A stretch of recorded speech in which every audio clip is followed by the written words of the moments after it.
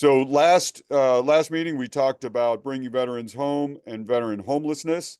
This meeting, we are completely switching gears and going into veteran entrepreneurship. And I mean, this is super timely because last night I was just at a meeting with a veteran service organization, the Honor Foundation. And those are all kind of special forces or special operators that are getting ready to transition, and a lot of them want to do entrepreneurship. So entrepreneurship in the veteran space is certainly a big deal. So our first speaker is going to be Rick Roman. Rick is a proud veteran of the United States Air Force, where he dedicated 20 years of service as a cryptologic linguist, followed by a 20-year career as VP of Strategic Alliance with Caliper Management, where he managed the trade associations, alliances, strategic partners, and professional sports business. Sounds kind of cool. Today, Rick serves the veteran and military community as a VA benefits advisor, a key role within the Transition Assistance Program. In this role, he ensures that members and their families prepare for life after military service and have the information they need to make well-informed decisions about their benefits and services. Rick plays a crucial role in assisting and guiding them through their eligibility requirements, the application process, and connecting with ongoing support. He holds an MBA, Business Administration and Management from Baruch College, from the City University of New York. So Rick, the floor is yours. Well, thank you. Thank you so much. And thank you for inviting me, Tammy. I really appreciate it. So it's always good to be here. As you can see by my bio, I spent 20 in the Air Force and then I went 20 corporate. I worked for a great consulting company that allowed me to stay in touch with the veteran community as well. So most of you probably know that New Jersey has a Veteran Chamber of Commerce and multiple organizations that are here to support the veteran community. I was also a volunteer with ESGR. My son is serving in the National Guard here in New Jersey. Now, I'm sure you guys are all well informed of how veterans can transition over to entrepreneurship when it comes to some of the vehicles they have in order to establish their small business, the LLC, et cetera. What SBA brings to the table. So my bread and butter right now is that I'm part of the TAP program mandated by Congress, right? So I have a full day with these folks. I'll tell you, for the most part, the briefings do not include anything related to entrepreneurship. That might be addressed by the Department of Labor. So what do I bring to the table when it comes to that transition? What I do tell them is that the VA, when they go through the VA, and if they're going to establish or they want to go into their own business, that it's imperative that they designate it as a veteran-owned small business, right? Which is pretty straightforward. I also encourage them that if they have a disability rating, that they designate their business as a service-disabled veteran-owned small business as well.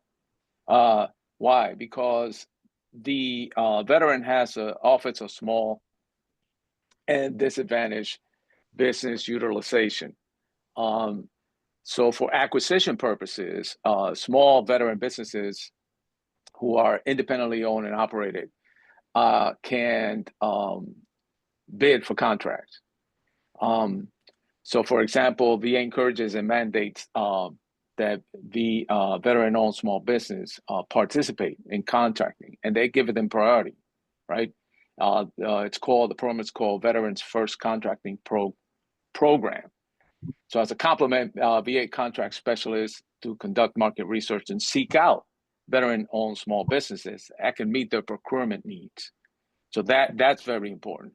Not only that, but if you're a service-disabled small business, service-disabled veteran small business, there's a public law 109-461 that VA mandates and missions and encourages the participation of the service-disabled veteran small business in the acquisition programs and as well. So, as you all know, these government agencies, state government agencies, they all do some set aside money but to be awarded, right, to veteran-owned small businesses, service disabled veteran-owned small businesses.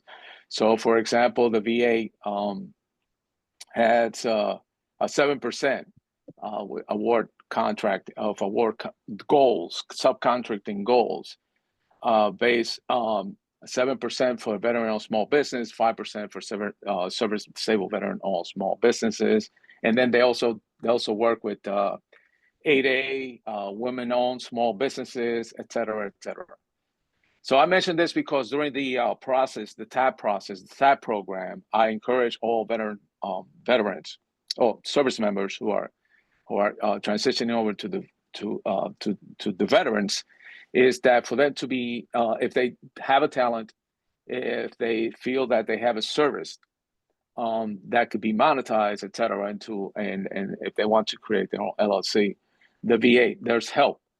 There's programs, there's training, and obviously and I encourage it to make sure they identify themselves as veteran-owned small businesses, because that obviously is going to increase the chances for them to be able to get awarded contracts, not only at the state level, but also as well as the federal level. Yeah, so that's I want to just take that 5 minutes I was given just to sort of set it this way, so that I don't need to rehash anything what the SBA has to offer or anything like that, but because I'm sure you guys are well informed about that. Rick, thanks for that. I have a couple questions off the top of my head. What is Sure. your read of the percentage of service members that come through TAP and that you deal with, that entrepreneurship is kind of something on their mind? Is it half? Is it 3/4? Is it 10%? What's kind of your observation around that? Yeah, I wish it was more. I wish it was more, because some of them do have, like, we're talking, I go from the West Point all the way to Cape May with the Coast Guard. And sometimes you do find in West Point, some of the professors and things like that, they might go into some type of consulting gig. But by a show of hands, I mean, I would say not even probably 10% of the class. Maybe you might have one or two. You know what's interesting though? Their wives are more entrepreneurial than the service members, because they might have, obviously served with them, Right. but they might have quit a job that could get, again, that could be monetized in a way that if they had their own small business, they can do that.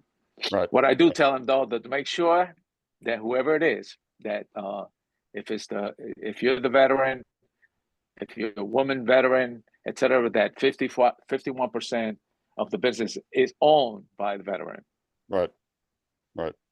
Yeah. And then and this might be a little bit charged, but do you get any sense from, are there any kind of, do you get any sense that contracting and the rules that we have may be impacted by DOGE and contracting with DOD and VA? Is there any kind of sense of that? No, we're like, since we're sort of straddling DOD and VA, we don't get into that VA, Yep. we don't hear too much about it. What happens is with us, let's say, for example, if they're not going to offer any type of training that's related to, let's say, DEI, that we might get the word, and basically what we get is, do not brief this, just skip over it. But if they do have any questions, because we have the opportunity to schedule one-on-one with them. Yeah. Right. And that's how we address that point. Yeah. Okay. Cool. Yeah. And any other, Rick, I hope you can stick around. We'll have questions at the end, but any other immediate questions for Rick? Hey, Rick. Cool. Thanks. Oh, sorry. Yes. Hey, Rick, it's Ted Gallagher. I'm here with Camden County. I understand where, Bob Luby. I don't see Bob on this particular list of people that are going to join. I think he was informed about this particular event, but you know Bob, right? Bob Luby? No, it doesn't ring a bell. Okay, all right. So anyway, he does Boots to Business. He Mhm. arranges with the SBA. So I was just kind of curious myself. Do you the types of service members that are coming out of the service and possibly starting their own small businesses? What kinds of MOSs do you have any idea of the kinds of MOSs that they are coming from that are likely to go ahead and start businesses? No, I don't. When I meet with these folks during the transition process, briefing Right. them, right, at TAP, obviously that none of them wear uniform. They want to level the playing field, if you will. Okay. All right. So not even I- uniforms. I mean, I could basically on a one-on-one, talk a little bit more about their MOSs and things like that. yeah.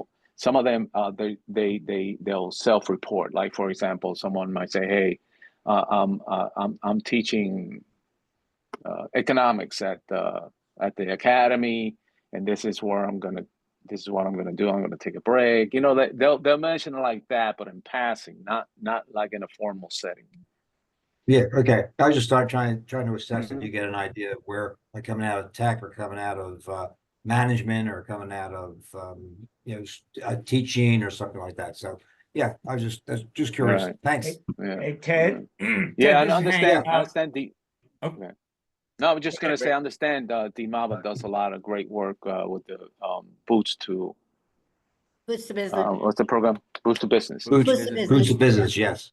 Yeah. They just had a session yesterday at one of the Hmm. American Legions in Cherry Hill. So Right. Hmm. all right. Thanks very much, Rick. Appreciate it. Hmm. Hey, Absolutely. This is Hank. I would just, uh, working somewhat with on the veteran side, not so much the immediate transitioning veterans. I think the MOS is not as important as the passion and the inclination that people have. As far as MOSs, people who are trying to carry over their skill into a business opportunity.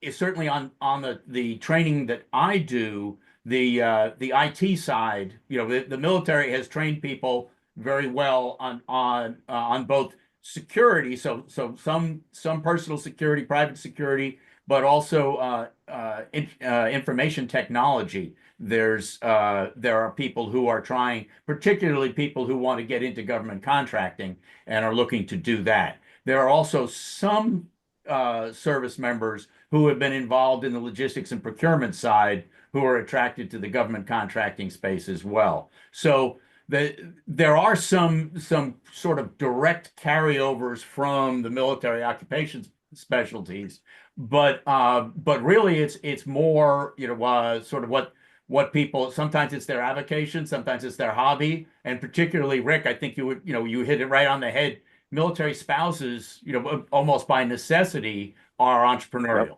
because they've had to make a life for themselves that's portable.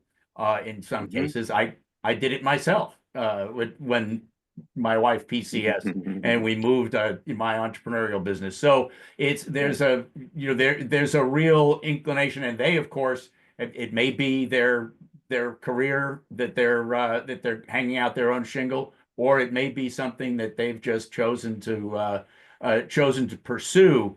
And so that the opportunities that I'll be talking about when we talk about education programs are how we get people from what they know how to do to making it into a business.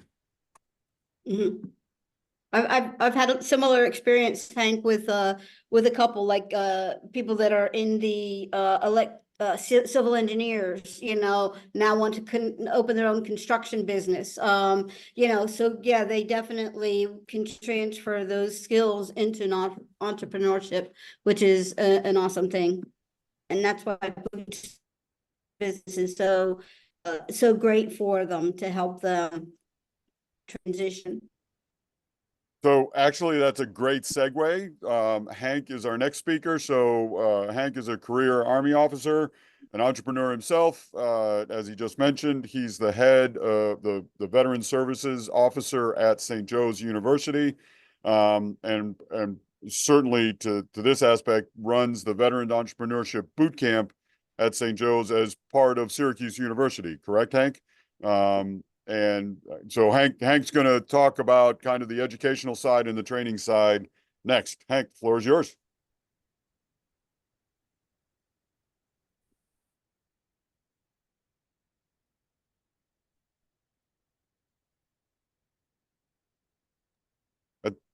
Hank, I think you're muted.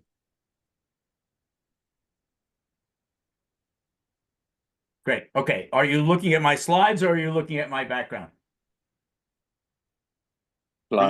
We got slides. Good. All right. So yes, thanks everyone for the opportunity to talk here. I'm going to build on what Rick started us off with, talking about that from the veterans coming from transition through to their own pursuing their own business opportunities and aspirations, and how they would go about doing that, how they can get some background to do that. Veterans make excellent entrepreneurs. The skills and habits that we have acquired while serving enable us to adapt well to the rigors of small business. Veterans are twice as likely to be small business owners as the general population, and the persistence and success rates for veteran small businesses are higher than for the general population. We tend to last it out longer than the norm for a new small business, and in terms of self-reported success, we feel like we're doing better. So I'm going to talk about some of the educational opportunities that are available. Most aspiring entrepreneurs, when they're coming from industry or from military service, or if they've just completed an academic degree, don't have the complete set of skills that are required to operate a small business successfully. Fortunately, as veterans, we have this training available to assist in attaining these skills. And this is beyond the educational opportunities that we're aware of through the GI Bill or an actual veteran MBA, of which there are some, New York University and Syracuse and several other institutions. But this is specific entrepreneur training that's available. So veteran entrepreneurship training can be in person or virtual. Some are webinars and one-day workshops. Some and then they extend through intensity to programs lasting weeks or as long as 6 months. Programs typically are oriented for audiences intended on where the veteran lands on the entrepreneurship spectrum, which is on the screen there. In broad terms, entrepreneurship, we look at ideation, which is from that development of the idea of what you want to have, through startup, the actual process of starting the business, which is a lot more than just getting yourself an EIN and a bank account. There's actually getting all the components of business together, and it's usually the startup that we focus in startup phase on the pre-revenue portion of the business journey, and then growth. Once you're actually in operations, growing it to viability, and certainly growing it to sustainability, and dealing with the shocks of the business ecosystem, the small business environment, which anybody who's tried to get a business off the ground in the last 5 years is certainly aware of, that there are shocks that the system imparts. Transitioning service members can attend Boots to Business training as part of their TAP program, which Rick described for you. That's the Boots to Business program. There is a day and a half, I believe. Ted described the Boots to Business Reboot program, which is the abbreviated version of Boots to Business, and that's open to the veteran community in an area. So here in South Jersey, the program the American Legion put on. They've also put forth the Boots to Business reboots in Philadelphia, and the programs, the institutions that are actually responsible for presenting Boots to Business that comes under the purview of Veteran Business Outreach Centers, which are SBA supported standalone entities that are often associated with universities, and they have the staffing and the mission of providing Boots to Business training, and as well as some additional counseling as their capacity permits. The two relevant VBOCs that in our area are the New York, New Jersey region has their VBOC based out of the McNulty Center for Entrepreneurship up in Waterloo, New York. And in Pennsylvania, we've just gotten our own VBOC last year, and that is housed at Penn State University, the main campus up in State College. And both of these are among the better of the 31 VBOCs in the country in terms of the way they're structured and the services that they intend to offer. But another excellent source of information about veteran entrepreneurship training comes from the Danello Institute for Veterans and Military Families. The IVMF up at Syracuse is a tremendous program for a variety of entrepreneurship training. So perhaps, let's see, I'm going to try to take a quick moment to go to that web page here. This has my screen changed? You're looking at the IVMF screen? Yes. Yes, we are. Good. I always want to check because I hate to have you staring at my to-do list instead of what I intended to bring up. So this is the IVMF page. They have an entire slate of programs for entrepreneurship, and it runs, as I said, through ideation, startup, growth, and since the year before last, IVMF has absorbed Bunker Labs. So the Veterans in Residence program, which is a local program here in Philadelphia and other areas, is now part of the IVMF experience. But there's Boots to Business. With the curriculum was actually developed at IVMF, and then there are other programs. Some of these are some of these are in person, like Strive and Entrepreneurship Bootcamp for Veterans, and there's a program specifically for family members.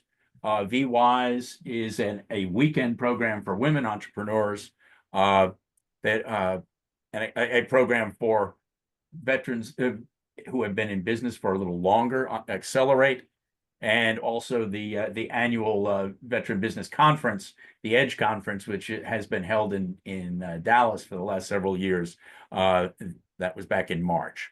So just I'm highlighting what is available here on the IVMF page.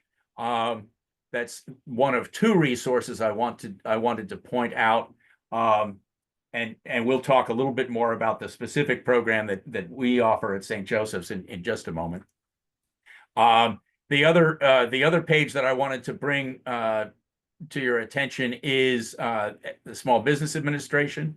And I'm not going to steal Rob Goza's thunder. He's going to speak behind me here, but the Office of Veteran Business Development here at the Small Business Administration has got a considerable amount of programming and resources for veterans going into business themselves. And some of them are listed here. You'll see Boots to Business there, and the VBOC program.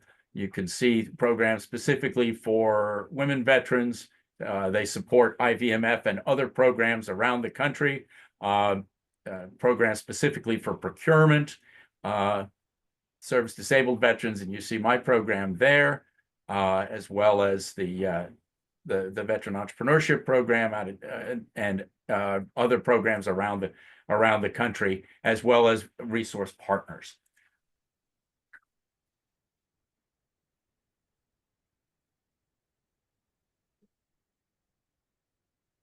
So, and two of the programs that I wanted to call out that SBA highlight supports are the Boots to Business Revenue Readiness Program, which is a follow-on to Boots to Business, a virtual program offered by Mississippi State University, and the Veteran Online MBA program. It's a 28-week program, not a full MBA sheepskin from a university, but certainly a very comprehensive entrepreneurship training program. And there's one coming up in next month. So for those of you who are listening with an eye towards possibly acting on some of these recommendations, that's one you might want to consider.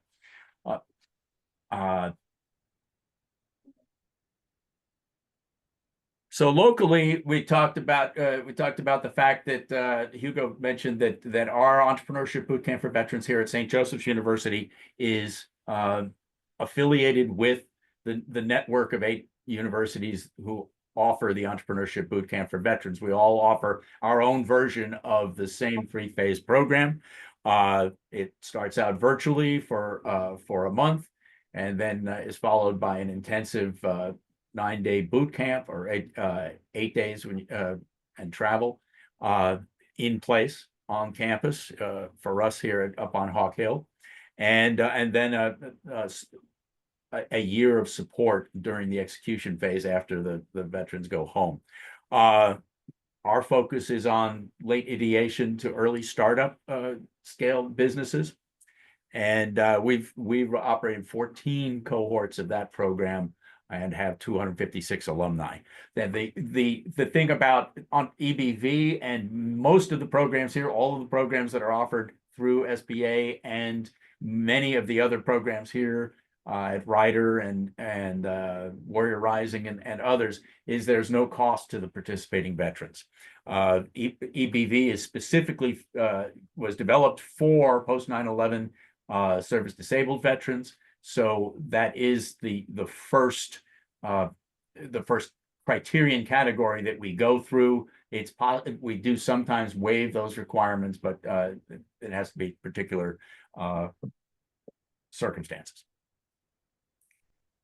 Other local programs that have training, the Community College of Philadelphia has got the Power Up Your Business program, which is a 6-week intensive business program.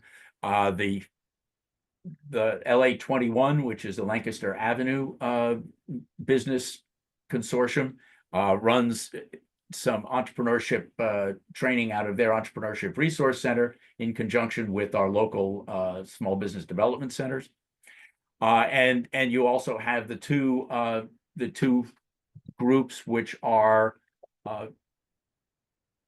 support organizations for our local veteran business ecosystem, the New Jersey State Veterans Chamber of Commerce that Rick mentioned, and also the Greater Philadelphia Veterans Network here in southeastern Pennsylvania and the Greater Philadelphia area. And they are sources of information about programs and individual training workshops and such. For example, GPVN just had a how to stand up your side gig program last week. SBA partners with many other organizations, and they offer considerable training more in the way of workshops. Good morning. Shorter training. Good. And so you'll see them there. And again, I'll leave this open for today to bring you. I'll leave this open for Rob to talk more about. LaShonda, could you mute yourself, please? There today, today at all, actually. Okay. LaShonda, mute yourself, please. Dave, did you come to that? So some of the SBA partner organizations are the SBDCs, the SCORE organization of business mentors. Warrior Rising is also a partnership. Their Warrior Academy is supported by SBA, and the National Veteran Small Business Coalition, which works specifically on behalf of veteran small businesses that are engaged in government contracting. So these are all sources that you can where you can find information about this. I have a list of all of the links to all of these resources that will be available along with the recording of this presentation on our website, and I'll also post it in the I'll see if I can't post it in the chat before we go today. So in closing, the two of the programs that are local and or that are most imminent are the DAV Patriot Boot Camp. There are other organizations which offer entrepreneurship training. Rider University here has a program this summer that you can go on that you could explore, and the link, I have the link in my my resource list. But DAV is doing a Patriot Boot Camp in the middle of May, and when I checked this morning, the application page is still open. That will be out in Cincinnati, and then the online veteran online MBA program that I talked about, the 28-week course, which is a series of every other Saturday virtual program, virtual content for 28 weeks. That's up. That is also this summer, and the registration is also open for that. So that this is a very quick overview of the kinds of educational opportunities that are out there for veterans who are in business or looking to start a business and want to get some facts and specifics about how to succeed on the business side of it. And with that, I am going to open the field for questions. In my contact information there, I listed my Facebook page because our Facebook page at SJU Veteran Services, I tend to list entrepreneurial resources for my EBV alumni. Any questions? Hank, I have one. Oh, Go ahead. Sorry. I was just going to ask, with all those different resources, do veterans have to be local to be able to take advantage of them? Or if they live in other states, even if it's like out west, would they be able to attend virtually? The vast majority of the programs, I say the vast, many of the programs since COVID are either offered virtually. All of the SBA partner training, the SBDCs and the SCORE training, there are lots of virtual opportunities. Programs like Entrepreneurship Bootcamp for Veterans is offered on 8 different campuses across the country. So there's UCLA and Texas A&M and the University of Missouri and Wright State and Colorado State, as well as Syracuse and Connecticut and St. Joe's and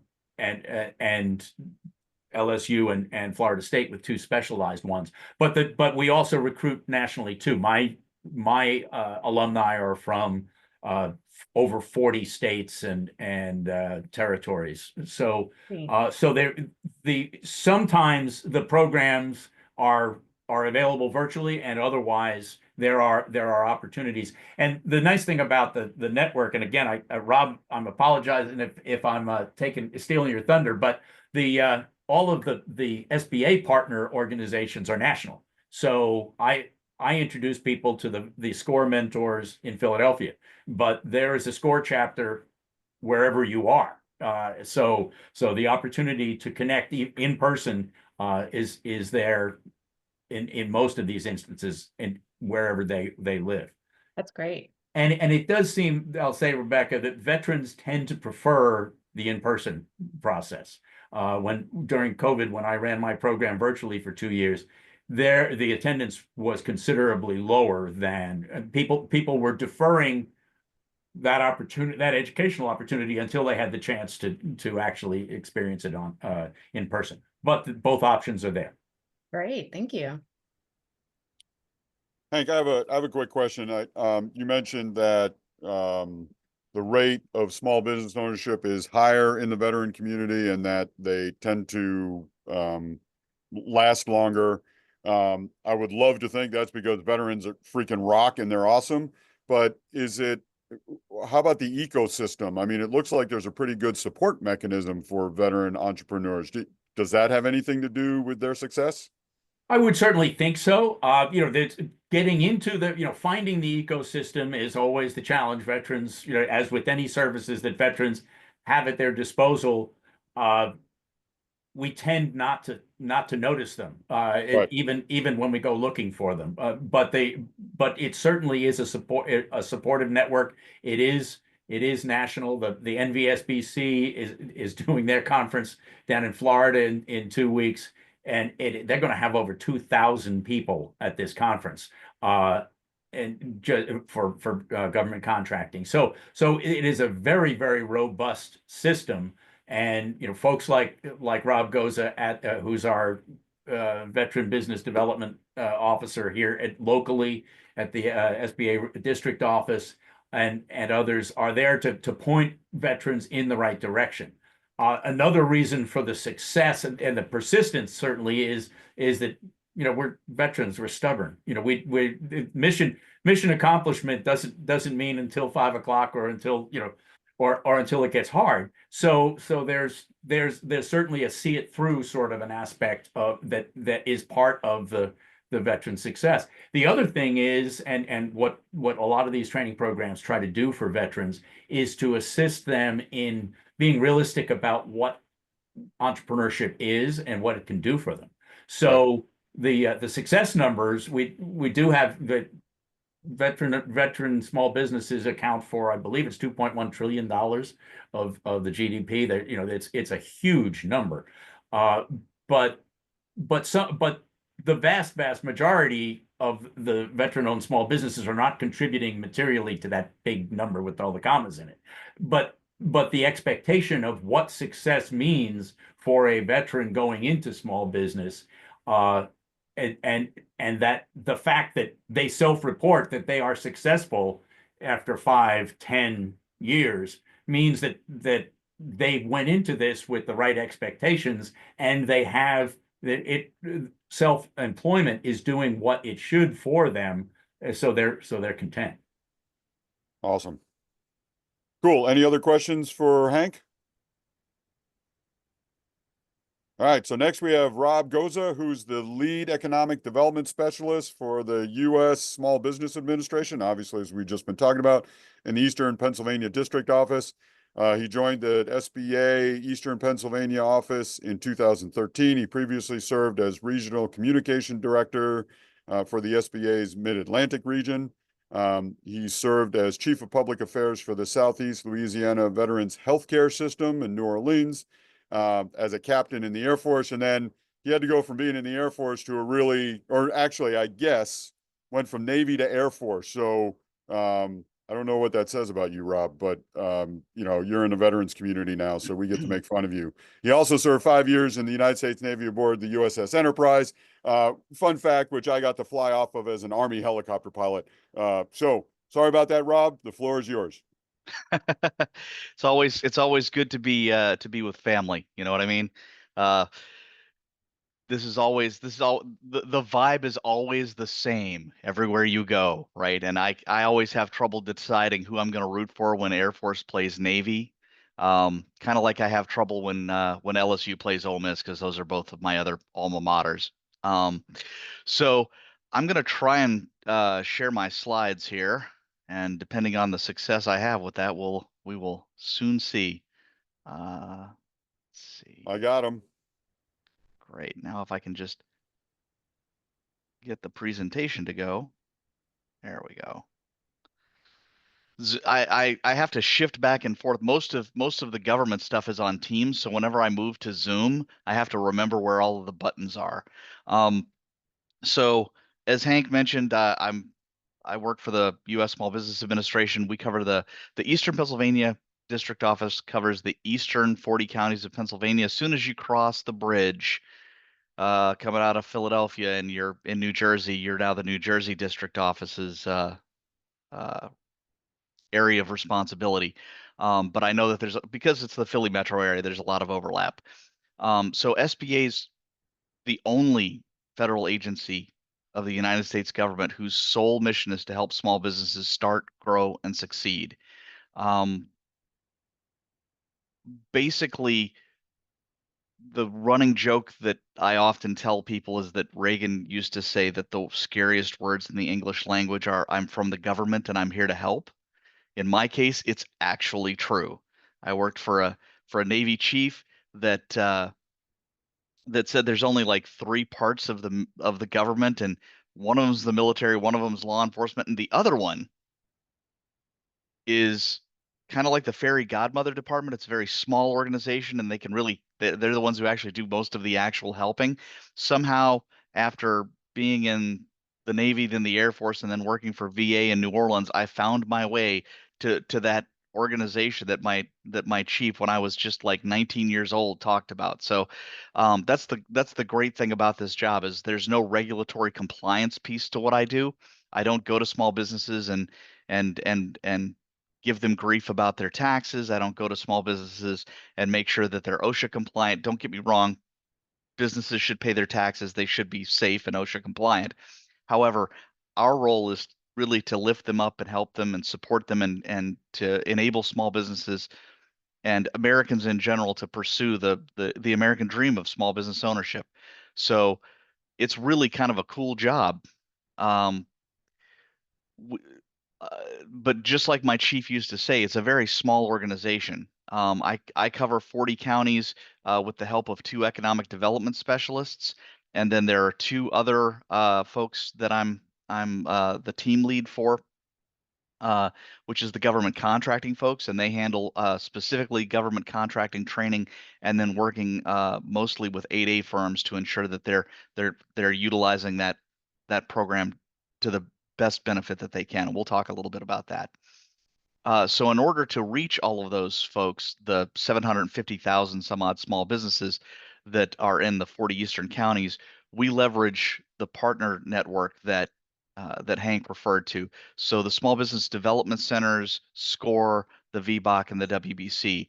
The small business development centers have full-time business consultants on staff, and they are really a formal sort of an organization that can help with everything from business planning to cash projections to market research and things like that.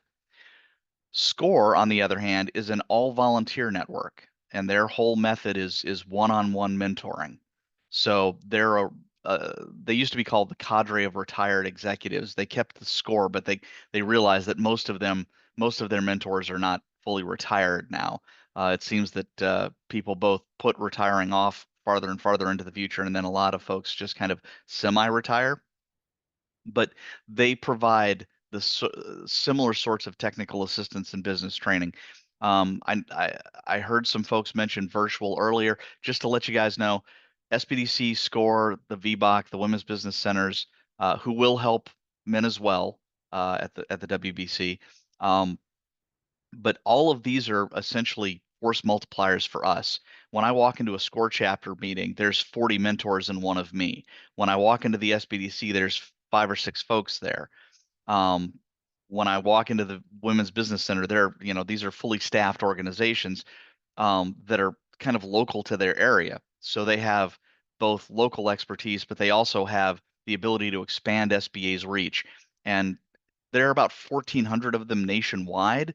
These are all folks that we have vetted, approved. They're funded by our agency to do this work, to provide that help and support, to give the kind of advice that folks need to help them start a business, get through some tough times, grow and expand. And we'll talk about all of those things here.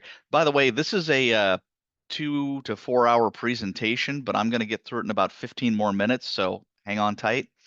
The Veterans Business Outreach Center just stood up at Penn State in late December. They provide similar things specifically directed to veterans. They'll also provide navigation services, kind of like if a veteran contacts me, I view it kind of as my job, not so much to take them in and try to help them write a business plan, but to direct them to the resources that SBA funds to do that sort of thing. And trust me, you don't want me to write your business plan anyway. It's been 10 years since I tried to do that. I think even some of the terminology has changed. Um, so um, the next piece that we do, in addition to that technical assistance piece, or what we often call the counseling piece, is money, capital access. The second, if you think of it as the 3 C's and a D of counseling, capital, contracting, and disaster assistance, that's kind of the 4 broad areas that SBA operates in. Those are kind of our main lanes. So SBA has essentially 3 loan programs. The microloan program, which is administered through, and you're going to notice a theme here where SBA enables other organizations to do a lot of this work. So we work with community development organizations who have signed up to be microlenders. They provide lending for $50,000 and less. So anything from 500 to 50,000 is you're looking at a microloan. SBA noticed that there was a huge gap in reasonable funding options for that. So what we did was we created this program that enables people. A lot of folks will end up stringing together multiple credit cards or taking out a HELOC loan or something like that in those early bootstrapping phases. And what this does is essentially is it enables folks to not have a 20+% interest rate. It enables them to have, 6 or 7 years to pay the funds back as needed. It enables you to avoid a lot of the pitfalls associated with those short-term, early-stage bootstrapping funding options, where if you end up with 4 or 5 credit cards with a 20-something% interest rate, you can find yourself, if you're not paying those off every single month, you're going to get behind the 8 ball really quickly when it comes to your finances for the business. So the second loan program is very, very similar to a commercial business loan, a regular commercial business loan. And SBA does a similar sort of a thing where we have 7A guaranteed lenders. So these are lending institutions, banks, credit unions that are always involved in the commercial business lending sphere. And usually what I tell people is work with your bank, go through the commercial business lending process. When you get to a point in that discussion where the banker looks at you and says, you're not collateralized enough, or you're a startup, or there's something here we just can't get past in the the credit approval process, that's when I say, okay, don't say this to begin with, but say this when if you should encounter this. Okay, I get it. You can't do this as a small business, commercial business loan. Can you kick it over to the SBA department and have them do it as an SBA guaranteed loan? And so what that essentially means is you have a commercial business loan that is also guaranteed by the federal government, by the SBA. So the bank works with SBA to secure that guarantee so that they have more appetite for risk, essentially, because SBA is also standing behind that loan. They can kind of hand wave some of the issues that would prevent them from making that loan under their traditional credit underwriting process. So you're really working with the bank from the entire way. And there are people who have SBA 7A loans and probably don't even know it because it was just another piece of paper and another small fee that they paid when they were going through the process. Now, the reason that I tell people not to go in and ask for an SBA 7A loan is because it's not actually a better deal oftentimes than a commercial business loan. The benefit to the borrower of this loan program is that they get access to funds that they would not otherwise be able to access. However, because it comes with that SBA guarantee fee and because the risk of the business is perceived as higher, you'll probably end up with a slightly higher interest rate. Now, SBA does have a cap on those. It's tied to prime, but basically, it's prime plus a few points usually. So what ends up happening in that scenario is you get the business is able to start and grow and do the things that it needs to do with those funds to do all of the things that this slide talks about, that they wouldn't otherwise have been able to access. But it is slightly more expensive. And I always tell people, wait for the bank to tell you no, and then try to go the SBA route, because it'll probably end up being cheaper for you. And just like anything else, if you can get the same thing for cheaper, you always want to get it cheaper. There's also a loan program called the 504 loan program. That program is essentially a 3-party loan program where you, as the borrower, would approach a certified development corporation who provides a 40% of the total proceeds of the loan portion of that loan at a fixed interest rate. There's a lender that the CDC will work with to provide the remaining 50% of the loan, and then the borrower is expected to kick in about 10 to 15% in equity towards the total cost of the project. Now that is for a much larger project. It's for purchasing real estate and completely building out, refurbishing, repurposing, a building, purchasing major chunks of inventory, equipment, and machinery. So those are all things that are really kind of a larger piece of that puzzle. So it kind of, if you were to look at it in terms of a pyramid, the $50,000 and less is the base of the pyramid. Then just above that would be, commercial business loans and the 7A loan program. And then above that would be, larger project loans and our 504 loan program. The third C is contracting. So SBA works with federal agencies to make sure that 23% of all prime contracting dollars go to small businesses. That's legislatively passed by Congress, that federal contracting officers have to contract 23% of all those dollars to small businesses. And they do that through directly working with small businesses, but also through subcontracting goals. And within that program, there are some other subcategories that are listed here. The 8A Business Development Program, the Hub Zone, the Women-Owned Small Business Program, and the Service Disabled Veteran-Owned Program. You can hold multiple of these certifications, and the 8A isn't really a certification, but I will say that getting into federal government contracting requires a lot of focus, a lot of perseverance, and a lot of resources. Doing business with the federal government probably shouldn't be as difficult as it is, but it is entirely its own separate type of business. It is not like selling to the government is not like selling to consumers. It's not like selling to other businesses. It is its own, or even it's not even really all that similar in my experience to state, local, or city contracting. It's its own special thing. And so SBA, recognizing that, tries to provide management and technical assistance to help companies learn how to do business with the federal government. We do help thousands of entrepreneurs understand and succeed in government contracting every year. And we do our absolute best to assist firms to allow them to thrive competitively. To give you kind of a general idea of what each of these programs are, the Service Disabled Veteran-Owned Program is essentially a program that you can be certified for that gives additional incentives, just like the Women-Owned Small Business Program and the Hub Zone program give additional incentives to contracting officers to do business with firms that hold these certifications. So it's essentially an advantage in the marketplace. So if you are a service disabled veteran-owned small business, so you're the owner, you're a service disabled veteran, there's a specific set of contracts that are designed, that are percent of additional contracts, not really additional, but within the 23%, they're supposed to go to you. And then the women-owned small business program is the same thing. If it's 51% owned by a woman or a service disabled veteran-owned small business. Now the VA also has veteran-owned small business set-asides, but that is unique just to the Department of Veterans Affairs, although it is a certification program that is certified through SBA.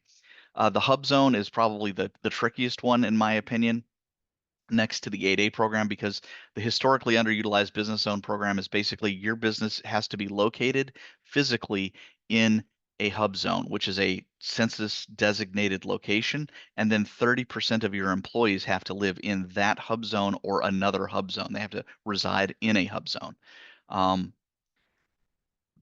The 8A Business Development Program is often treated like a certification, which is why it's listed here with certifications, but it is really a business development program. It is designed for folks who are traditionally underserved to be able to access what are called offer letters, basically set-asides, where rather than competing for contracts, the contracting officer can simply say, this is an 8A firm that does this type of work. I'm going to send them an offer letter for this contract. And if they agree with that offer letter, then they'll get that contract. Now, the 8A business development program only lasts for 9 years. And I say only because there are a lot of firms that get to year 7 or 8, and then they finally start to try to take advantage of the program. They managed to get through the mountain of getting to be an 8A certified firm, but then they didn't really take advantage of the opportunity that was there until late stage. And the way that the program works is it's designed to take you through the first 3 years. It's mostly offer letters. The years 4 through 6, it's a mixture of competed for, won bids, and offer letters. And then years 7 through 9, you're kind of leaving the offer letters behind and you're moving on to being a fully competitive firm. And then you graduate from the program. And once you graduate, that's it. You can't get back into it. Whereas all of the other certifications, essentially, as long as you're located in the hub zone and you meet those requirements, or you're a woman-owned business or a service-disabled veteran-owned small business or a veteran-owned small business, you have that certification, that additional advantage in the federal contracting space. I just want to briefly run through the Made in America Manufacturing Initiative, which is designed to commit to a deeper collaboration and coordination of federal agency resources. So the idea here is to help manufacturers by increasing their access to capital, improving opportunities for public and private investments in support of American manufacturing, and to helping export on a global scale. And we'll talk a little bit about that in a second here. There's a slide coming up here essentially that talks about 3 different organizations that I always try to, as soon as I find out somebody's in that space, I direct them to those folks as well.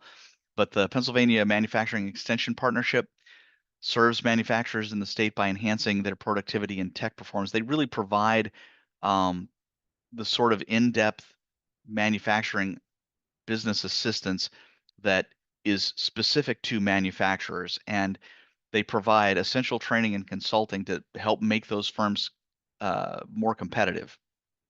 There are 7 of those in Pennsylvania. I can't speak to New Jersey, but these are the ones listed here that are local to us. The MEP network is really a national organization, but within it, like the Pennsylvania MEP, and is within that, and then within that are the IRCs that are here local to us. I'm not going to belabor that. So, like I said, if you're into manufacturing, I'm going to try and send you to a manufacturing extension partnership partner. If you're in federal contracting, I'm going to send you to the Procurement Technical Assistance Center, which is the PTAC. But it's no longer called the PTAC, it's called the APEX. Although what they do is provide procurement technical assistance. They are a center that provides procurement technical assistance. I don't think APEX is actually an acronym, but the PTAC was. So in my brain, because I spent so much of my life acronyming my way through life, the PTAC is always going to be the PTAC to me, I'm afraid. The U.S. Export Assistance Center is a phenomenal resource there. The nearest one is Philadelphia. Their director, Tony Ceballos, and his team are phenomenal at promoting small businesses to engage in that exporting arena. They have U.S. commercial service trade professionals in over 100 U.S. cities. They work with more than 75 countries to help U.S. firms export and increase their sales into new global markets. They do amazing work. If anybody has been in exporting and they haven't taken advantage of the U.S. Export Assistance Center's Gold Key program, they are really missing out on something that will probably make their lives much easier and their profits significantly better. The SBA disaster assistance loans, I'm gonna kind of briefly talk this. Basically, if you're a small business owner, a homeowner, or a renter, and there's a declared disaster, you can get a loan that can cover damages to real estate, personal property. If you are a small business, you can get an economic injury disaster loan that says, because of this, we suffered economic losses. We weren't able to do business the way that we used to. So our bottom line took a hit. That loan is designed to carry you through that period and give you a low interest, lengthy repayment period, so that you're paying off that instead of taking that hit all at once, you're spacing it out over the course of the entire loan, which is, it's basically a mortgage length loan, rather than a 6-year business development, commercial business loan type of thing. And you can use it for all of the things that are related to business expenses. There's also an active duty military economic injury disaster loan, which essentially means that if the active duty business owner or a business owner who employs somebody who is activated, essentially what happens is the owner of the business can get one of these loans to help pay for temporary assistance to help them get past the loss of that key personnel, so that the business doesn't suffer for the activation of somebody who's on active duty. Like if you're a reservist or you're National Guard and you get called up and you've got to leave your regular job, and it leaves either your business or your employer in kind of a tough spot, they can apply for this. That's kind of the brief short version of that. I also am kind of required to pitch our red tape hotline. We're trying to get rid of as much red tape as possible. Our Office of Advocacy is almost like a separate entity in our agency.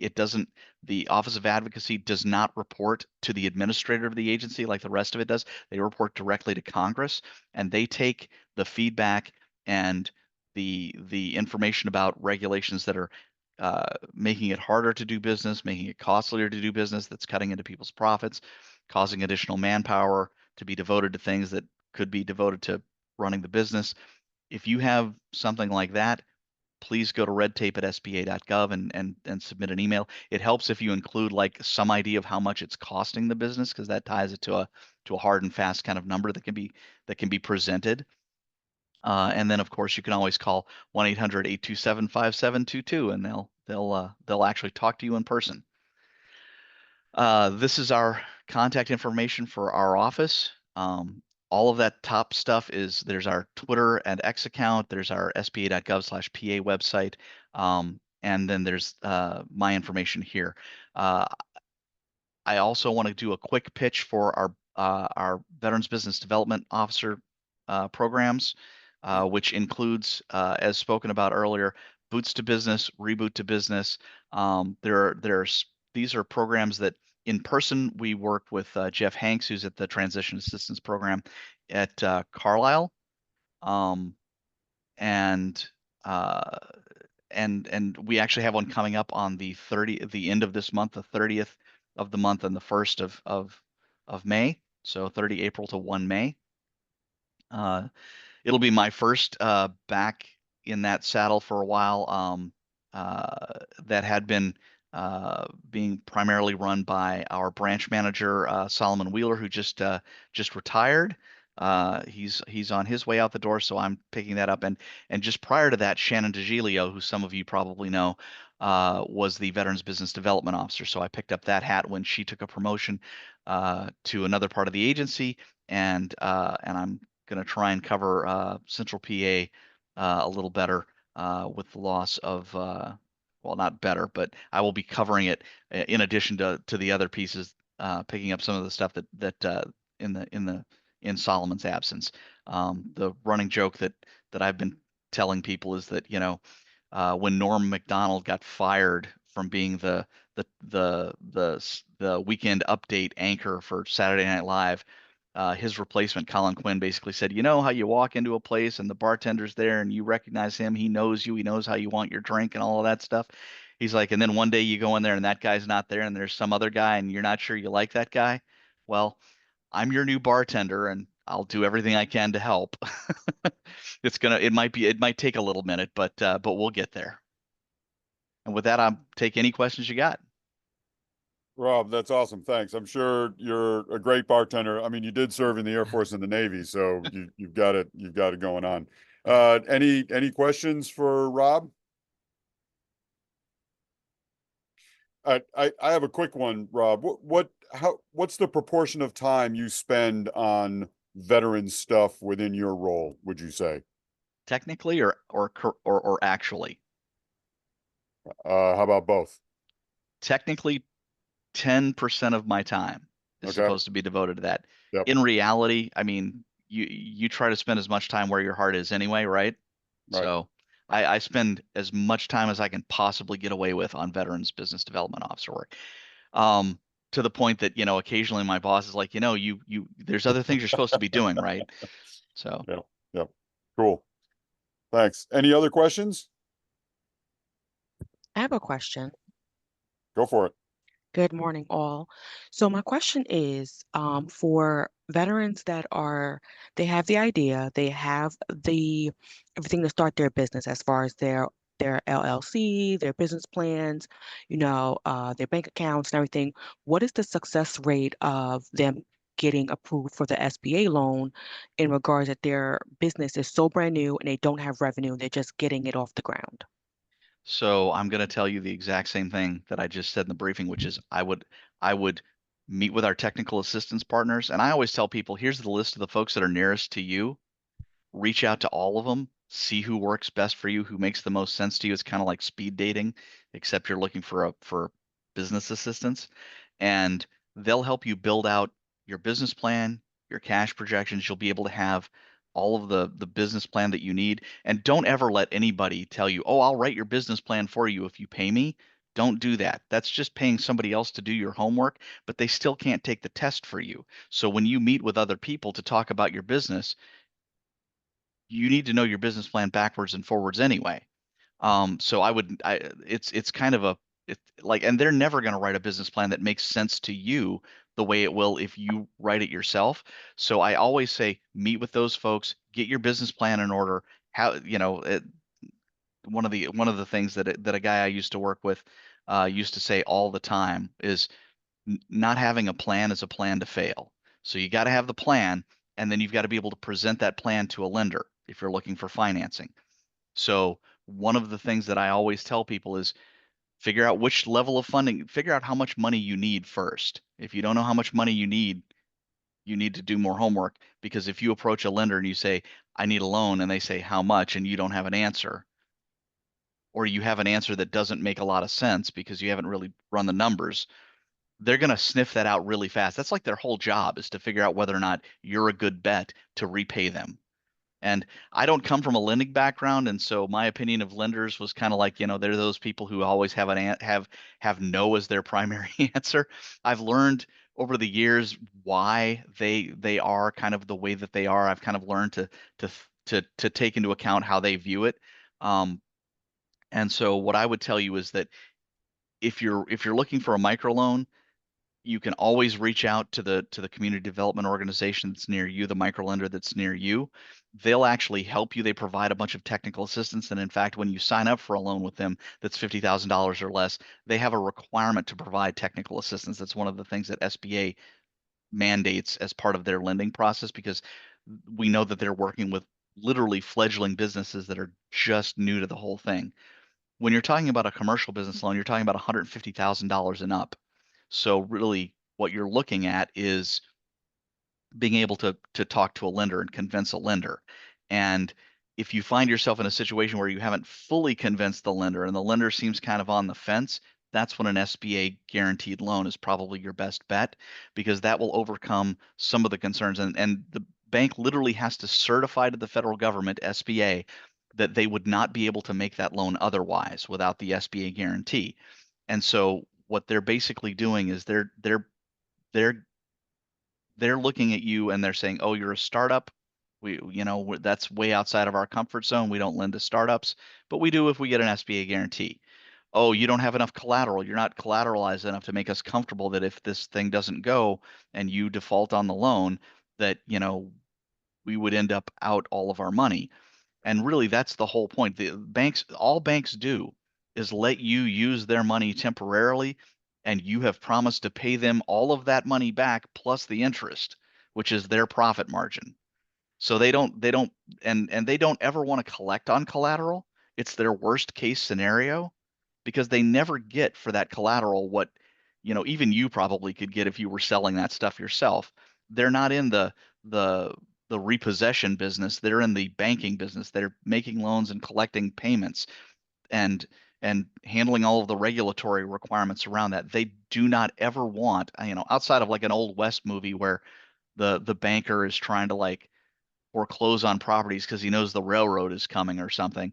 that never happens. I mean, all the railroads are built, so nobody's probably trying to get your collateral. They want to be absolutely certain beyond a shadow of a doubt that you're going to repay this loan. And the way that they do that is through their credit underwriting process, make sure that you have as much or more skin in that game as they do, that you are as fully committed to paying them back, far more so than they are committed to lending you money and making a profit on that. If they have that sense, if the business does what they call cash flow, if they see that you're taking in enough money to pay all of the businesses of the bill, pay yourself a living wage, and pay their loan back, you're a really safe bet for them. But if they can't find that, then they're probably not going to make the loan. And if the reason is that they can't do it is because they're uncomfortable with some of the other pieces of that, you're not collateralized sufficiently, or you're a startup, so they're not comfortable with that, an SBA 7A guarantee is probably the best route to get access to those funds that they wouldn't normally make. And like I said, there are even people who have SBA 7A loans, and like they went into the loan signing and they knew the things they needed to know. They knew, one, they were getting the loan. They knew how much it was for. They knew how much the interest rate was for. They knew how much the payments every month were going to be and how long they had of making those payments to repay the loan. Those were the things they were worried about. The fact that they also signed a piece of paper that says, hey, part of the proceeds of this loan are going to cover this SBA guarantee fee to help protect the bank in case this business doesn't succeed, because the bank wouldn't be able to make this loan otherwise, kind of flits right past them. Or they knew it at the time, but 4 years later, they're busy running their business. They no longer remember that they even have an SBA loan. So, and all of the interactions on the 7A side take place with the lender. The lender comes to SBA, and in the case of a default, the lender comes to the SBA after they've liquidated the loan and collected all the collateral and done all of the things they can to mitigate the loss. And then they say, okay, here's the part that the borrower couldn't make good on. SBA, you promised us that you would cover this after looking at this loan application. Now we're asking for that. And thankfully, that has never created like a really, really dire situation in that SBA has had to go to Congress and say, we guaranteed too many loans and we need the taxpayer to cover this. It's always been kind of like, if all of us had SBA loans, we've all paid into that kind of like insurance fund almost. And then when I'm the guy who doesn't pay it back, then that loan gets covered by all of our guarantee fees together. Awesome. Awesome. Thanks, Rob. Thanks for that. Thank you. So our next guest is Mike Ferraro. Mike is a retired Command Chief Master Sergeant. As president and founder for Bridging the Gap for Veterans Foundation, an IRS fully determined 501c3 nonprofit. Mike is an accomplished senior enlisted military leader whose talents extend into the corporate world and as an entrepreneur. At Bridging the Gap, he leads a grassroots effort to help educate and advocate for military community to find rewarding career paths. He has hosted over 100 career transition programs called Top Gun Ignite Your Future, on and off military installations to meet hiring employers since 2016. And full disclosure, I work for Merck now, and we went to one of these events. Mike is a longtime New Jersey resident of Wall, New Jersey, and resides there with his 2 daughters. So Mike, the floor is yours. All right, thank you. Sorry, I just jumping in now. Again, being an entrepreneur, you got to kind of pivot sometimes and jump in where you need. So I just was with Manasquan Bank as they were giving a grant to our nonprofit. So I was so appreciative of what they support us with. So I had to go see the CEO. So sorry I'm late. Timing worked out perfectly, so you're good. Yeah, it did. So a little bit about myself. So I served 32 years in the United States Air Force, both on the active duty side and the reserve side. And I'm proud to say that my last assignment was over at the Joint Base at McGuire-Dix Lakehurst. And then I got for 1 year an extension to Numbered Air Force, where I was the Command Chief Master Sergeant for about 18 bases. So I had the privilege of seeing what goes on in the military from the strategic level, tactical and operational level. And when I got out of the military, I carried that forward to say, what my purpose in life is going to be. And that was going to be to help veterans find the right start and get a good paying job, a rewarding job. So I started Bridging the Gap for Veterans, a nonprofit, back in 2016. And so we're coming up on just finished 9 years of being in business. And so we've been hosting, as you mentioned in my resume, these Top Gun events. We've done a ton of them over the years, and not just locally, but nationwide, and help thousands of people get jobs. That's really our main mission. We have other missions that we do in scholarships and providing support for service animals and so forth. But our main mission is getting jobs for veterans.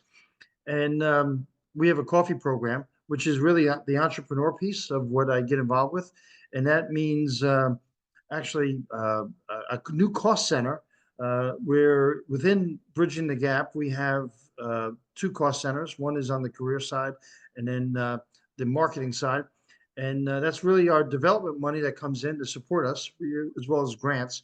But it's really entrepreneurial because we have to go out there and sell this to various organizations, companies. We were in 84 ShopRites, as like 5 food towns. For a while, we pulled out of those, dealing with profit and loss. We took a little hit, so we decided to move it out. But being an entrepreneur, I found that you're always up at night in some form to deal with, whether it's compensation, whether it's paying the rent, whether it's finding new business or closing the deal or dealing with a project or a program that's either on schedule or off. And so it's constant, being an entrepreneur. So people say being an entrepreneur it must be rewarding and satisfying. It is, but also it comes with positives and negatives as well. But for me, we launched this on an idea of this coffee side, on an idea of just sustainable, predictable revenue that can come into our organization. And that was 6 years ago. And so proud to say we've over 6 years, over $1 million in business just on coffee. And that was because we did some smart things. For instance, some education with Fairleigh Dickinson University on their veterans program to understand business, get a good understanding of a business foundation was important. Business planning, understanding a good SWOT analysis on what we are all about, and then also working with business mentors to help us get to where we are today. Our future looks great as we are expanding to other things now. Life skills boot camp, where it's going to couple in not just veterans and family members, but also corporations to give the person not just education, but also mentoring. So every class attendee will have a personal mentor from corporate America. And that could be someone from Verizon, Guardian Insurance, Earl Construction, a number of companies that are joining us. So I got a lot of experience being now on the entrepreneur side, if you will, but my foundations, my roots are all from the military. So it's great to be able to blend both.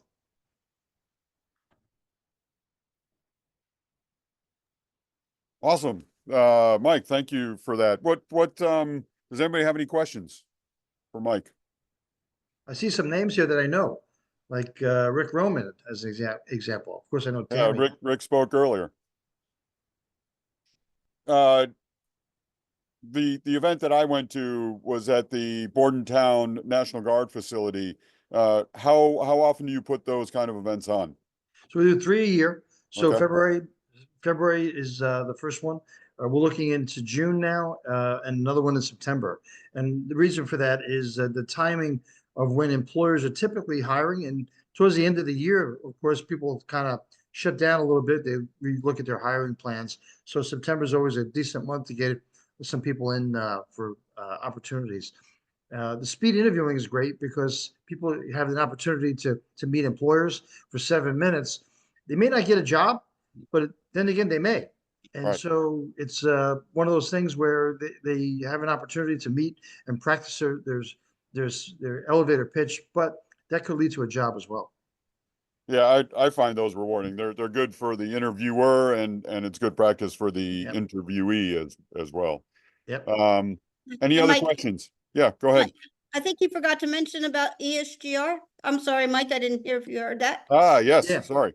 Yeah, so I've been blessed to be able to say that I've been a member of ESGR for a number of years now, and that has personally to do with Tammy Kortenega, because with her mentorship and friendship, she got me in to be part of the outreach committee.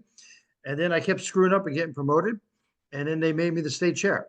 And so I've been the state chair for about 4.5 years now. And we have about 75 volunteers. About 20 of them are active in helping us as volunteers. But we help mediate and advocate for the Guard and Reserve members to deal with their employers and labor relations. Give you an example, the Guard and Reserve, the Guard just came home after 2,000 people being called up to go to Syria and Iraq and so forth. So far this year, through our ombudsman, we're looking at about 65 labor mediation issues. That could be pay differential, discrimination, whatever it may be, but it's about a 55% jump in cases that we have. That's a lot. And here's the small world thing, Mike. Yep. About 10 years ago, when I was ESGR, we wrote the Freedom Award. I helped write the Freedom Award for Merck. So Hugo. Oh, wow. So Hugo, Fantastic. here's the connection, because Yeah. Merck was based in New Jersey. Yep. And we met with Ken Frazier and Craig Hensel, who was the Coast Guard, and it was the first time that the Coast Guard member had actually won the Freedom Award. So it was the first time that we had the Coast Guard admiral attend that event, and Merck paid for 2 tables at the Reagan Center. Very, very huge event, and Jill Biden actually presented at that particular event. Cool. Yeah, a long time ago, but connection between Mike and Hugo, you guys actually have a other connection. Well, and From Mike way and back. Mike and I have personally met before. We met at Yep, the we have. Bordentown event. So Yep. so Yeah.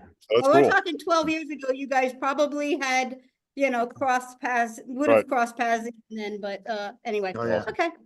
Back So, to, so just on the ESGR, just in summary, so the Freedom Award in the last 7 years, New Jersey, proud to say, we've been 5 recipients.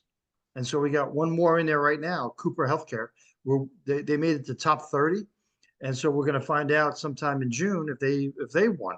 So we know how to write the package, and Tammy has left a mark on that, and she's done well to pass the baton over so that we continue to win. And so other states around the country ask me all the time, what is it that you guys do? They keep winning like that. I say, well, it's We a have the secret best- sauce. Yeah, you got Tammy Cartagena. So That's there you right. go. well, we have the best supporting companies in the nation in We New do. Jersey. Verizon, Johnson & Johnson, Yep. did you do Bristol Myers? Bristol Myers, Bristol Myers, Um, right? Yeah, very, very good, very big. NetJets, Jersey City Fire, American Right. Water. There's a few others as well. That's So awesome. yeah. Very cool. Good company. Prudential, another one. Cool. Any more questions for Mike? All right. Our last speaker is Rebecca Charlson. She's a recognized leader in digital marketing and an award-winning personal branding consultant. She boasts over 10 years of experience in business development and is also the co-author of the best-selling book, Women Who Rise, in which she shares her personal branding journey and discusses how she overcame limiting beliefs to realize her full potential. I think we all have limiting beliefs. And Rebecca, I'll let you talk about kind of your motivation and how we got connected. So the floor is yours, Rebecca. I think you're on mute. Okay, can you hear me now? Gotcha. Okay, great. Yeah, so I didn't have a formal presentation, but I do have some pages I can share to kind of help structure the conversation a little bit. And to give kind of big picture overview, I've been in the digital marketing, personal branding, entrepreneur space for a little over a decade. I'm older than I look. I get a lot that I look like I'm in my early 20s. I'm not going to disclose my age, but that being said, I definitely have experience when it comes to helping people spotlight their unique strengths, not just online, but also in how they brand themselves in the community as thought leaders, industry experts. And so my company, Professional Brilliance, is about specifically helping industry experts who want to shine as thought leaders and as coaches and consultants to potentially get paid speaking engagements as well. That being said, I can show you kind of a little bit to understand what personal branding is about. First off, I'm curious, how many people in the room knows what personal branding is? I'm wondering if we can just have in the chat. I'm curious if people just want to go ahead and throw in the chat one word in your mind that describes personal branding. I'm curious. But feel free as we're putting some things in the chat there. One of the reasons why I became very self-awareness, I love that, Hugo, so on point. Yes, that's a big part of it. One way that I would describe personal branding, I think I do, consistent image, impact. Yes, Mara, so true. How you create an impact in the industry that you're in, as well as in your community online. So yes, great points. And one of the things I like to really drive home is no matter where you go, you always take your personal brand with you. So this is how you show up, whether it's online, offline. It is that feeling you leave with people when they engage with you. What people say about when you're not in the room, your reputation. Exactly, Lynn. That is such a great quote as well. So, and I recognize the power of personal branding, having come from a background of limiting beliefs. I grew up as the oldest of 10 children with some limiting opportunities. There was a big emphasis on what you do for the family, specifically as a woman. There was limitations on what you can do and how you can show up in the world. And when I left home at 19, I always felt in my gut that there was more that I could offer. And, I did end up through work ethic, climbing the corporate ladder, so to speak, but I still felt this sense of unfulfillment. I just being defined by what I do versus who I am and how I can help people. That is really how I wanted to show up in the world. So that being said, I went into the entrepreneur world, like I said, a little over a decade ago, passionate about personal branding. And on a personal note, how I got into the veteran advocacy space, actually on June 27th, 2022, I received a call that changed the rest of my life. And that was that one of my brothers, we had lost to suicide. And he had been in the Navy. He had been home just a little bit over a year. I was very close to him and had a number of conversations with him. And what breaks my heart is I know he was looking for support. He was looking for resources. He was transparent about challenges that he was facing, both with mental health. He was also a disabled veteran. We didn't know to what extent, but he did lose 20% of his hearing in the military due to faulty earplugs. But that being said, when we lost him, as his big sister, I felt a very strong sense of responsibility about what I could have or should have done different. But you can't go backwards. It's about going forwards. And one of the conversations we had is how challenging it is to navigate the veteran resource community. And I asked him if he had, connected with a local VA. He said yes, but in his words, they were no help. And I was at loss to know what resources were out there. I live on the East Coast. He was out in Colorado. So all that being said, the veteran advocacy initiatives that I've launched, I've been making a lot of connections behind the scenes over the last several years, and we're getting ready to do some big launches nationwide. And I'll talk about that in a second. But if I may, I want to go ahead and just show you a couple pages that you can go to, and we can include the links as well in the chat. But essentially, it kind of gives you an overview of what personal branding is, and you're going to understand how it can support veterans. It's universal, when it comes to how you show up. And then I'll also talk a little bit about how we have launched a program to spotlight veterans, And I also want to invite you on April 30th. We're having an event, the Pyramid Club, next Wednesday, and I'll brush on that a little bit. But I do want to be sensitive to time because I know we're supposed to end at 11 o'clock. It's 10:33 right now. So I'll just take a couple minutes to go over some of these pages. I'm thinking it's going to take about 15 minutes, and then we can open up the conversation for Q&A. How does that sound? I don't think anybody's going to say no to that. Okay, Drive okay. on. All right. And if I'm talking fast, it's simply because I want to make sure we have time to cover helpful information for you all. Okay, bear with me 1 second here. While I bring up some information. And I'm navigating a couple screens here. So let me go ahead and do a screen share. And do I have the ability to, okay, it looks like I do. That's great. Yes, you can screen share. You should be able to. Okay, can you see my screen now? Sure can. Perfect. Okay, so just so you know, you can go to this link, professionalbrilliance.com/services. If you want to dive into this more, there's video interviews, there's more details you can check out as well down below. You can check out some of the packages for personal branding that we offer when it comes to LinkedIn optimization, speaker activation, as well as podcasting, which is especially effective for influencer marketing. And you can also check out some of these interviews down below, including one from my client, Vince Papali, which maybe some of you have heard of before. He was the subject of the movie Invincible, starring Mark Wahlberg. And he shares some information there, and you can feel free to scroll down.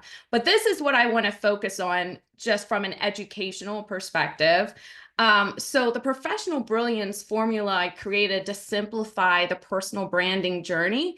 And as I'm sharing about this, feel free to keep in mind how this can support veterans, because as you know from experience, obviously many, if not all of the people in this room are veterans themselves. One of the challenges with coming back from a very structured environment and an environment where your identity is wrapped up in the identity of a bigger organization. It can be very disorienting when you come home to determine what your personal identity is, as well as how you connect with others through that. So feel free as I share this formula to keep in mind how that can relate to you, how that can relate to veterans. And then I'll go to the next page as well. But spark your inner genius. S stands for how you spotlight your credibility, establish trust and authority in your industry. There are a number of ways to do that. One way that I really emphasize is how you show up on LinkedIn. LinkedIn is the largest business networking platform in the world with over 1 billion users. Ever since Microsoft purchased it, it has moved from just being a directory for recruiters and a database to really a social platform with many robust features. I want you to think of your profile as your resume to the world, and how you use what I like to call the real estate of various aspects of your profile can really help you connect with your audience effectively, such as your headline, your banner, your bio, your featured section. And I know I'm throwing different lingo out there, and not everybody may be familiar with LinkedIn, but that is why I do offer training on it, and why it's especially important for veterans to understand how to leverage it, because when you get home from the military, from active service, building your network is key, whether it's finding employment, whether it's engaging mentors, whether it's looking for events and opportunities to get plugged into the community. So again, the LinkedIn training I provide, I can tailor it to the veteran community on how to actively use it, how to join groups, and how really to spotlight your credibility. So P stands for position strategically, stand out with a clear and compelling brand. A is how you activate your network, build powerful connections that open doors. R is how you raise your voice, exploring ways to educate and share insights. That's where creating a podcast can come in. That is where creating articles and creating a blog. There are a number of different assets and tools you can use to really raise your voice. And then K is for keep momentum. And that's how you stay consistent with systems to grow with purpose. So one of the things that I teach my clients is how to automate, how to streamline, and we set up tools for doing that. Having a CRM is especially important if you really want to grow your circle of influence effectively. For those of you who may not be familiar, a CRM is a customer or a client, either a relationship management tool. It's really how you nurture people. So just wanted to show you this formula. Obviously, I can do a whole training on each individual one of these, but I just want to give you a broad overview of what personal branding is and how I work with clients. It's really about building more visibility, more influence, also creating multiple revenue streams, and really building more freedom and flexibility in your life. And one of the things that I really like that Hank and several other speakers were talking about, when it comes to entrepreneurship, it really gives you the ability to be your own boss, to build that flexibility, to build multiple streams of income, and to really kind of control more how you want to show up. So that is an overview there. Here are some statistics I like to share when it comes to personal branding. Forbes reveals executives attribute 45% of their company's reputation to the reputation of their CEO. 90% of human resource leaders conduct online research when considering potential candidates to hire for their company. Again, that is why, especially whether it be young or senior, whatever it may be, veterans coming home, how they have set up their LinkedIn profile is really key when it comes to looking for work that is going to be meaningful and aligned with our professional goals. And then I like this statistic as well. It's a known fact that 74% of the population are more likely to trust someone who has an established personal brand. So these are a number of proven strategies when it comes to activating what we call, I coined the phrase professional brilliance. And really, the reason why professional brilliance is a profound way, so to speak, to refer to personal branding is typically people who have professional brilliance can take it for granted, their expertise, what they know, the years of experience, and very often they need help unlocking that and discovering the layers underneath, because what comes naturally for us, we tend to take it for granted. So again, it's about unlocking professional brilliance for people and helping them discover the layers of potential that are just waiting to be shared with the world beneath the surface. So LinkedIn optimization, having effective online presence, public speaking, podcasting, growing your referral network strategically, and of course, lead generation. And lead generation, as you know, is a term that is often used in the sales industry, sales world. I come from a sales trainer background, and that's used heavily. But when it comes to networking and growing your sphere of influence, I like to use the term relationship building, right? So that's really what it is. Lead generation refers to more of the strategic streamlining aspect. But at the end of the day, I really am passionate about teaching people the skills of relationship building that feels authentic, that feels meaningful, and really turns contacts into connections. So like I said, you can feel free to check out that page and scroll down. Now, I want to show you how we are launching supporting veterans. So when you go to professionalbrilliance.com/veterans, you can check out this video here, quick 2-minute video that really shares a little bit about the passion behind personal branding, helping a connector for veterans. I would also encourage you to watch this video. I share a more emotional story about my brother and why it's important now more than ever to step up and be a veteran advocate for those of us who are civilians. And then this is actually my brother here, Benjamin, when he was entered into the Navy. So you can read a little bit more about him as well. As you can imagine, it's from a personal note, it's very hard sharing about my brother's journey. And there's a part of me with the vulnerability that hesitated about wanting to create more of a public call to action around veteran advocacy, just because, you know, I wasn't able to help my brother, and I have a lot of regret around that. But in his memory, my hope is I can help others. And so that's the path I'm choosing. So, you know, if you come out on April 30th, that event I was telling you about, or if you see me, you know, becoming emotional, this is still a lot that I'm dealing with, even to today. But, you know, when you're in the arena, you're trying to make an impact. So these are 3 ways that we're helping veterans with personal branding, offering training. We're launching what's called a veteran spotlight package. So for every personal branding package that we sell, when you saw over on the services, we donate a veteran spotlight package. I'll show you what that means. We're also launching what's called Veteran Concierge, which is a nationwide nonprofit directory. I'll show you what that looks like as well. And then we're also launching training programs, helping navigating life after service, veteran suicide prevention, as well as personal branding for veterans. So again, you can check out this link to learn more if you'd like to reach out to get some more information about any one of those.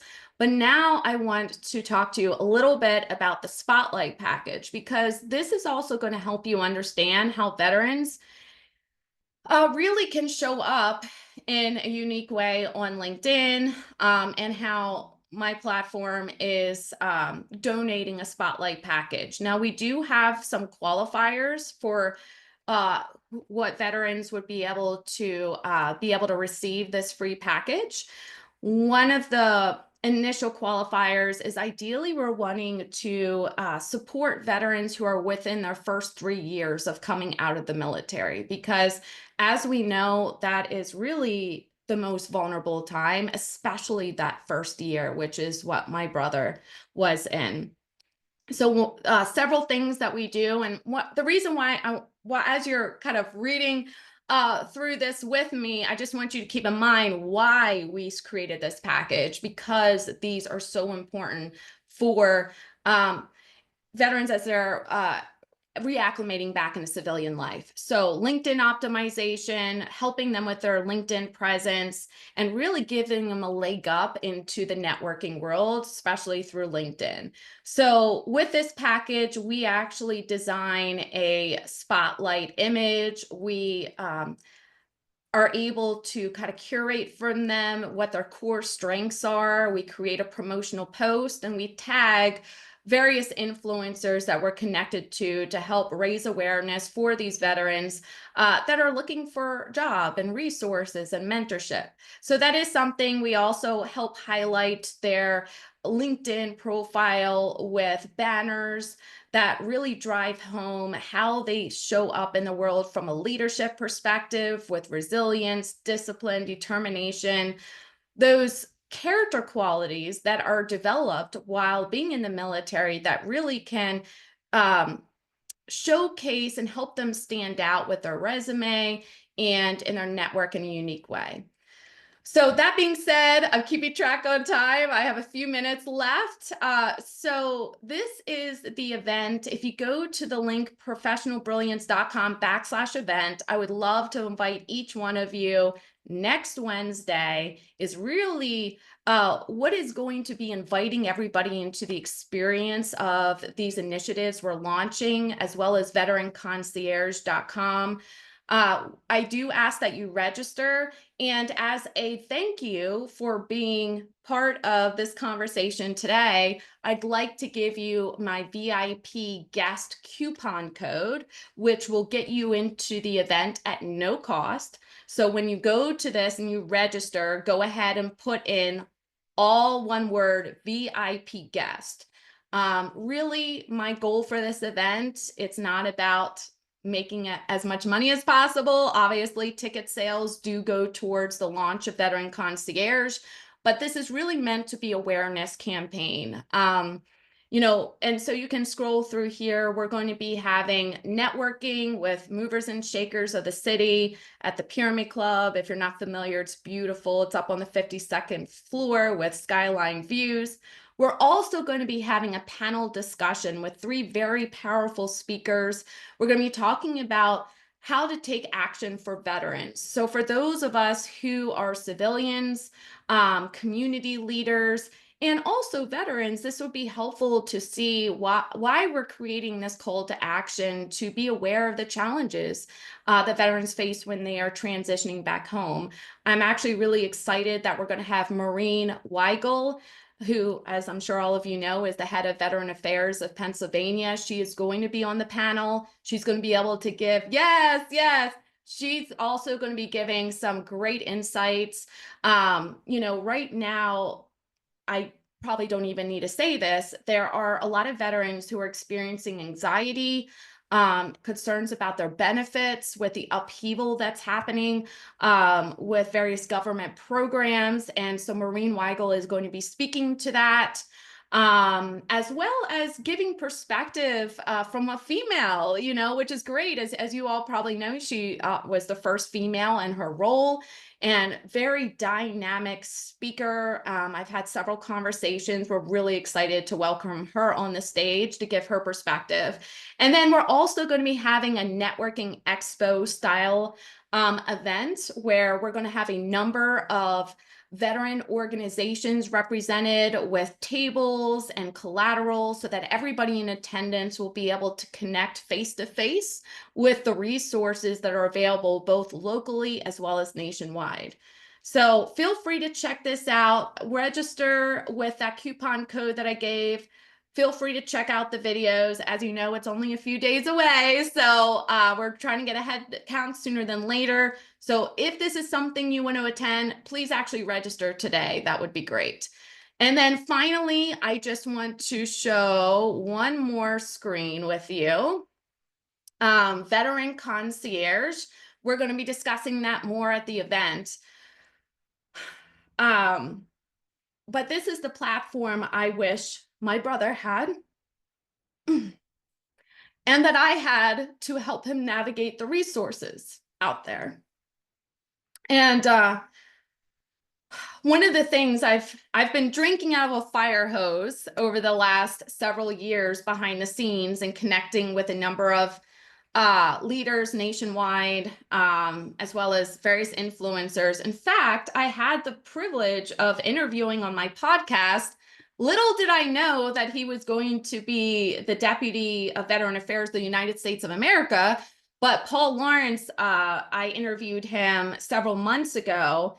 And since then, his episode has not gone live yet. I need to be in communication with him about that. But one of the things that we will be having at this event, I personally have invested in purchasing a number of his books, which is called Know Your Benefits. And he's simplified the journey and clarifying to veterans how to explore and take advantage of the benefits available to them. So I am going to have books there for that. But that being said, Veteran Concierge is a simplified, effective tool that we're launching that is going to give a big picture overview of what I call big sister approved nonprofits. As you know, there are thousands and thousands and thousands of veteran nonprofits nationwide.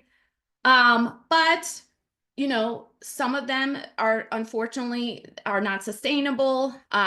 So I am personally interviewing all of the nonprofits that we have on here. They have to meet certain qualifiers to be referred, including how long they've been established for, references, things of that nature. And it's going to be a very easy to navigate with filters, videos, interactive, so that people feel more of a warm introduction when coming into the veteran advocacy space. and the support that's out there. So feel free to go to veteranconcierge.com and you can read more about that. One of the things that I want to emphasize is, too many struggle to find the right resources, career opportunities, support after service. What if the solution isn't more programs, but more people stepping up as connectors? So my publicist and we are working on some PR campaigns to raise awareness for this as a call to action nationwide. Now really is especially important with the challenges that veterans are facing when it comes to knowing their benefits, and with, like I said, the government upheaval that's happened. Now more than ever, we can't depend on the government to be the resource provider. We can all, as civilians, community leaders, be connectors to the amazing resources that are out there. And one of the things I want to end with saying is, thank you for those of you who are in the meeting today. I'll scroll through a little bit as I'm talking here just for the sake of time, but those of you who are in speakers, who are part of the support system for veterans, I just want to personally thank you. As a civilian, as a big sister who lost a veteran to suicide, I just really want to thank you from the bottom of my heart for being a resource and a connector for those who have served and made sacrifices. And I just really appreciate being on the call today. And, when you scroll down here, Veteran Concierge, you can learn more, essentially a call to action to be an ambassador, which means raising awareness for the platform. Once it's launched, you'll be the first to know once it's ready for the public to engage in. And that is, like I said, I kind of rushed through giving a big overview, but I'm happy to take any questions that you may have. And thank you again for the honor of being on this call today. Rebecca, thank you. And thank you for being vulnerable. I know that your loss must be very painful, but it's awesome that you're turning it into something good. So thank you for that. Any questions for Rebecca? I see Mike is still on, Rob is still on, Hank is still on. Rick, any questions for them? Looks like we knocked most of those out during the discussion. All right, well, thank you so much, everybody. This was I love that it was kind of wide ranging. And Rebecca, you're adding at the end of personal branding, I think, is critical to entrepreneurship, right? I mean, that's how you raise money, is those relationships, and how do you sell yourself. Great information, everybody. We have our summer quarterly meeting will be in July, which seems very far off, but it's March and April kind of flew by. So we'll put out information about that. Any last minute announcements? Anybody? All right, Rob, Hank, Rick, Mike, and Rebecca, thank you again so much for the awesome information. I love these meetings because you learn something new every time from everybody. So thank you, everybody. And maybe we'll see you at Rebecca's event on April 30th.